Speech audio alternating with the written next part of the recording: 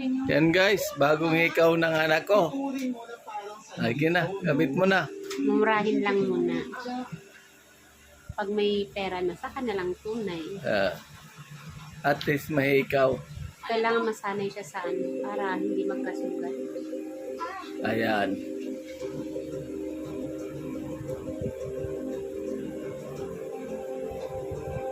Ganda. Sakto lang pala yung bili ko. Ang ganda na ka. Ayan. Kabila. See? Kabila. Ikot-ikot. Ayan. May bagong ikaw na ang anak ko. Hindi sa. Oh, diba? Ganda. Sakto sa tenga ng Harap balik. daw nak. Harap daw. Diba?